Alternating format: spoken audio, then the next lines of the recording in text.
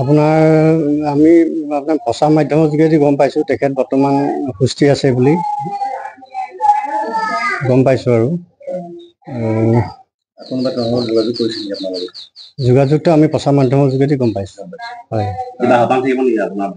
আপোনাৰ আহ্বান বুলি ক'লে এইটোৱে থাকিল, আপোনাৰ তেখেত যদি আহিব বিচাৰে আমাৰ ঘৰৰ যিখিনি আপুনি কৰিবলগীয়া সেইখিনি আমি কৰিম, তেখেত যদি আহিব বিচাৰে। হয়, সেইটো আৰু নতুন কথা নহয়। এতিয়া আলফা পৰিয়ালত শাৰীৰিক মানসিক বুলি যাৰ যি আছে সিয়ে গম পাব এইটো কি পৰিস্থিতিত থাকিবলগীয়া হৈছে।